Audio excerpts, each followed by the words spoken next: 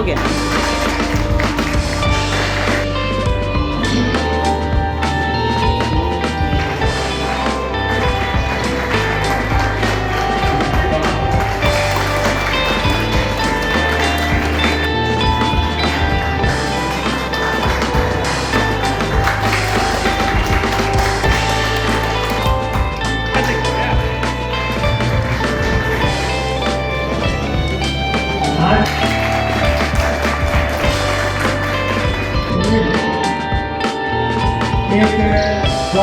बनाया है एक से एक बढ़ करके। और जो यहाँ पर चाहे संजय जी जायसवाल है, चाहे राजेश जी जी हैं, जो हमारे जो यहाँ के जो पावन स्थान पे जिस स्थान पर बैठ कर यहाँ इकट्ठे आए।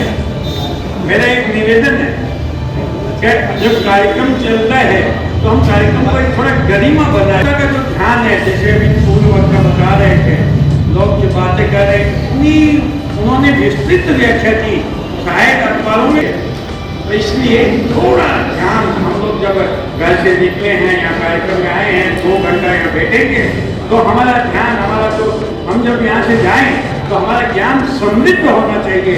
इस प्रकार की कल्पना लेकर के हम बैठे। ये सफलता पूरा विश्व भारत की सफलता पे आश्चर्यचकित है और गुणगान गा रहा है। पूरे भारत में पूरे विश्व में भारत का डंका बज रहा है। हमारे लिए कोई नया नहीं है।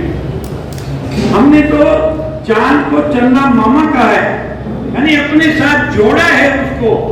चांद के लिए हमने करवा चौथ का वो किया है, चांद के लिए हमने राखी बंधन जो पूर्णिमा जो आती है उसका त्योहार मनाया है, और न जाने कितने त्योहार मनाते हैं।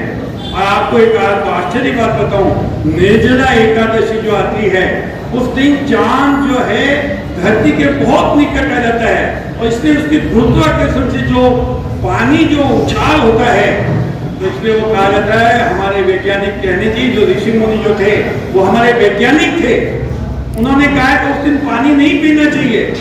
और मैं आपको कहीं इसलिए ऐसे नहीं कह रहा हूँ कि भाई हमारे ऋषियों ने ऐसा खोज किया है, नहीं। एक अमेरिका का व्यक्ति चक्कर लगाता हुआ आया, कहीं आपने भी देखा था आखिर ये एक दिन में किस दिन में सबसे अधिक दुर्घटनाएं होती है, तो उसको वो एक दिन को इसे निशान लगाते लगाते आया, और जब भारत में आया और जब वो एकादशी क्या हो कोई कैलेंडर देखा, एकादशी में वो गोल चक्कर लगा हुआ था, तुरंत उछल पड़ा वो, और उसने कहा कि ये क्या है, ये गोला क्यों किया इस दिन, मतलब इस दिन निर्जला है। उसके ऊपर पानी का जो प्रवाह है वो चंद्रमा निकट आ जाने के कारण से पानी ऊपर खिंच जाता है। हमारे शरीर में भी 80% पानी है, सारा पानी जो है माथे पे चला आता है, और इस कारण से क्या और अधिक पानी पिएंगे हम लोग तो दुर्घटनाओं की संभावनाएं होती है। सब सम्मानित लोग कहते हैं कि तेरी शुभ कर्म ये है, शुभ कर्म से कब होना डरो, जब आग किए उधर धान गड़े अति रण में तब जूझ मरो। शिव मेरे को ऐसा आशीर्वाद दे कि मैं शुभ कर्म से कभी भी पीछे न हटूं, और जब आग की उधर धान गड़े अति रण में तब जूझ मरो। जब सारे हीले वसीले खत्म हो जाए तो मैं रण में जूझने के लिए तैयार। अपनी बात खत्म करूंगा। भारत का तीसरा मून मिशन यानी चंद्रयान 23 अगस्त को 5:30 से 6:30 के बीच में चंद्रमा पर लैंड कर गया। चंद्रयान 14 जुलाई को श्रीहरिकोटा से सतीश धवन स्पेस सेंटर से के लिए LVM-3 लॉन्चर का इस्तेमाल। इसरो की वेबसाइट के अनुसार चांद पर लैंडर मॉड्यूल की प्राइम साइड 4 किलोमीटर गुणा 2.4 किलोमीटर रखी गई। ये मैं इसलिए बता रहा हूँ कि पहले वाला जो लैंडर था उसको उतरने के बाद जो रेंज थी वो इससे 4% थी, बहुत कम थी, इसीलिए वो क्रैश भी हुआ। और दक्षिणी ध्रुव पर हम लोग जो क्रेटर्स हैं उनमें उतरे हैं। चंद्रमा पर यूजुअली हमारे 14 दिन उनका 1 दिन का बराबर होता है, और उसके बाद वो सूर्य आ जाता है। सूर्य आने के बाद में जो सोलर पैनल्स हैं वो काम शुरू कर देते हैं। मुझे लगता है कि मैं मास्टरी का काम नहीं निभाऊंगा, मैं 30 मिनट नहीं लूँगा।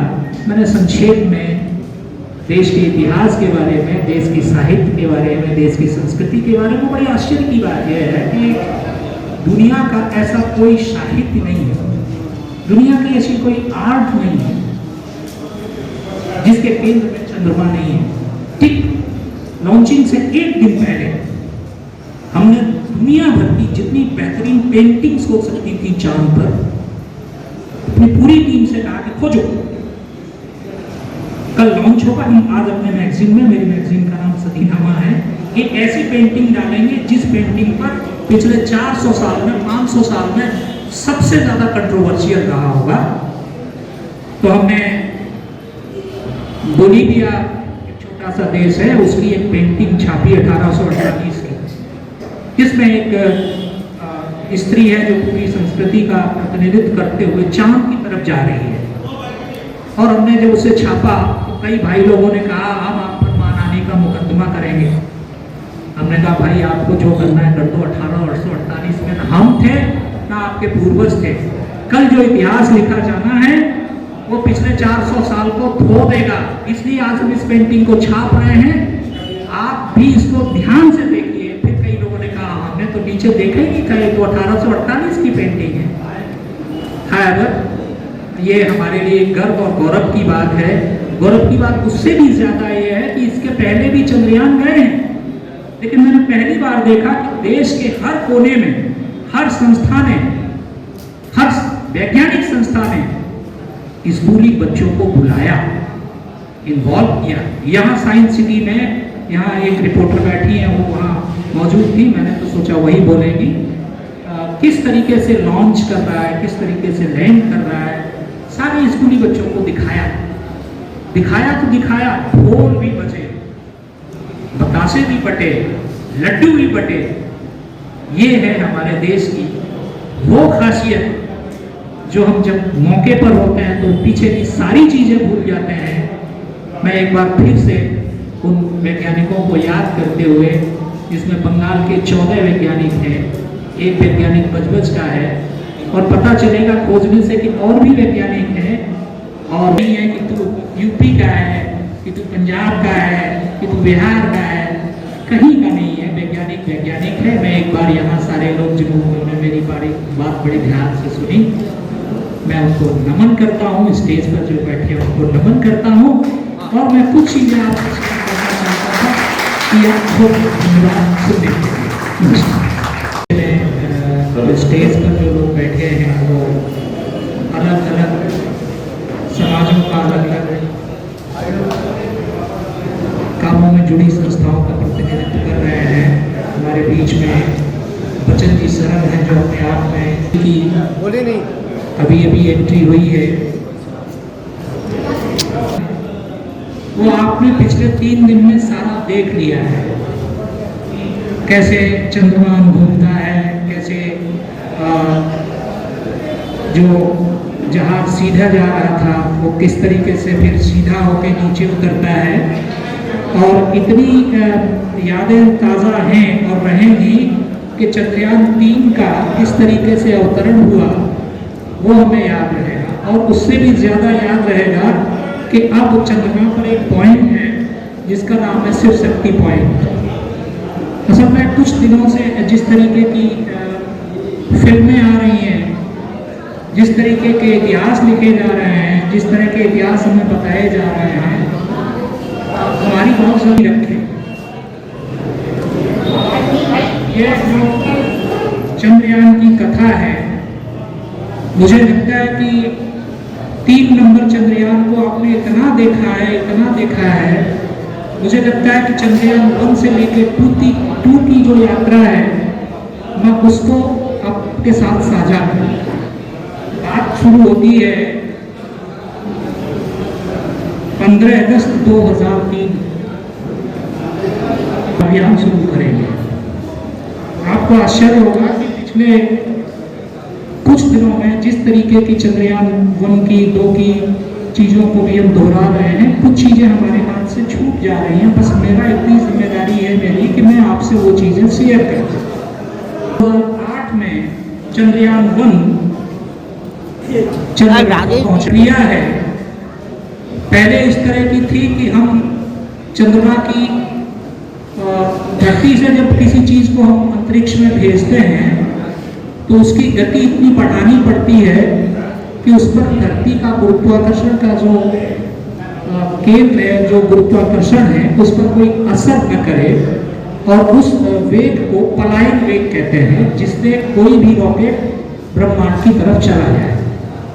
जाने के बाद अंतरिक्ष में हर एक ग्रह की अपनी आकर्षण शक्ति है और हर एक ग्रह की एक ऑर्बिट है, जिसमें उस ग्रह के बीच की चीजें थोड़ी सी समझनी पड़ेगी कि किसी ग्रह के बाहर में शक्ति की वजह से उनको उपग्रह कहते हैं। और हमारे वैज्ञानिकों लोग टीवी देखते थे तो टीवी के लिए हमें जो सिग्नल मिलते थे, एक लंबा पोल बनाया जाता था, वो थे तो हम लोगों ने सैटेलाइट बनाए जिनके लिए हमारे पास किरणें आती और हम लोग अपने अपने घर में देख पाते हैं। इसी तरीके से जो पहला चंद्रयान है, जब चंद्रमा की ऑर्बिट में घूमना शुरू किया तो उस समय तक सिर्फ इतनी व्यवस्था थी सारे देशों की कि कोई भी चीज चंद्रमा पर ध्यान से गिरे और उससे जो धूल निकलती है उसको हम पकड़ें और पता लगाएं कि इस धूल में क्या है। एक बच्चे को हम लोग पढ़ाते हैं कि एक हाइड्रोजन है जिसका फॉर्मूला है H, एक दूसरी एक गैस है जिसका फार्मूला है हीलियम He। तो शुरुआत में लोगों ने पता लगाया कि चंद्रमा पर हीलियम मौजूद है। कुछ ऐसी गैसें हैं जो अलग अलग ब्रह्मांडों में हैं लेकिन हमारे यहाँ नहीं है। तो चंद्रयान 1 जब चंद्रमा पर पहुंचा, चंद्रमा की ऑर्बिट में घूमता रहा और घूमने के बाद उसका लक्ष्य यही था कि वो किसी तरह उसका आकलन करे और देश को संचार माध्यमों से बताए। एक बड़ी हंसी की बात यह है, आश्चर्य की बात यह है कि आप घरों में जो चंद्रयान की तस्वीरें देख पा रहे हैं उस सबकी व्यवस्था BSNL ने की है और हमारी जेल में BSNL है जिसका टावर नहीं मिलता है। मैं सिर्फ ये इसलिए शेयर कर रहा हूं कि हमारे पास भीम की गदा तो है, हम समय पर उसे चलाते हैं, लेकिन डंडा नहीं मिलता कि हमारे दरवाजे पर कोई पीटने आया है तो हम उसको किस तरह रोकें। तो BSNL आपको घर में इसरो का चीज दिखा रहा है, लैंडिंग दिखा रहा है, लेकिन बाकी चीजें आपको नहीं मिल रही हैं।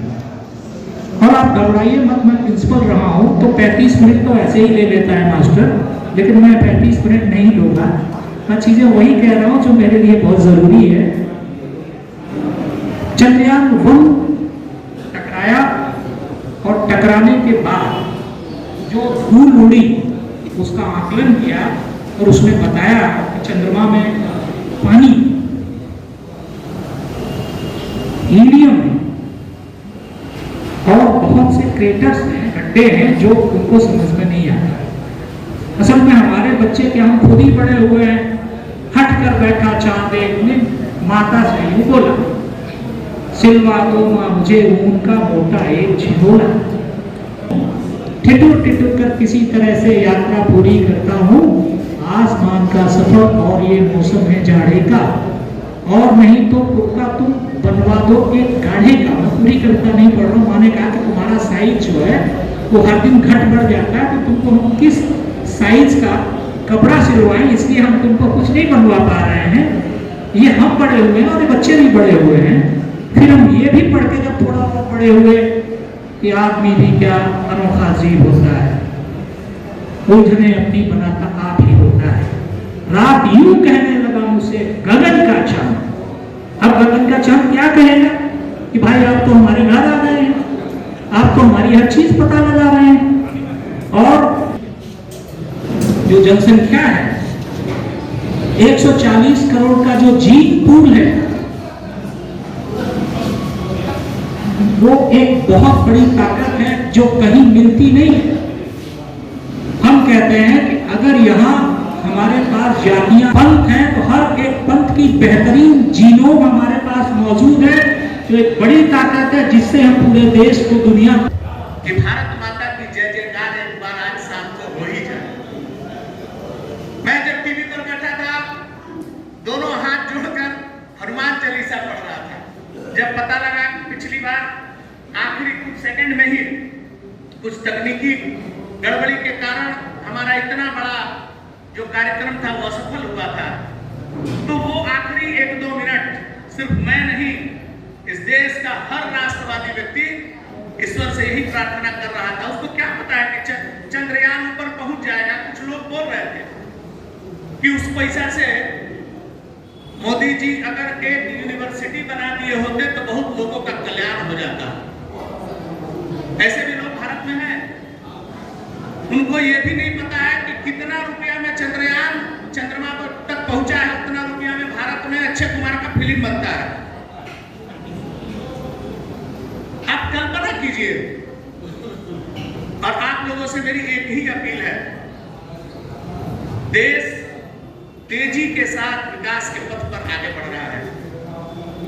आप अगर इस विकास के पथ पर बढ़ते भारत को आगे ले जाने में मदद नहीं कर सकते हैं तो कम से कम चुपचाप सहयोग करके देखिए, आलोचना मत कीजिए।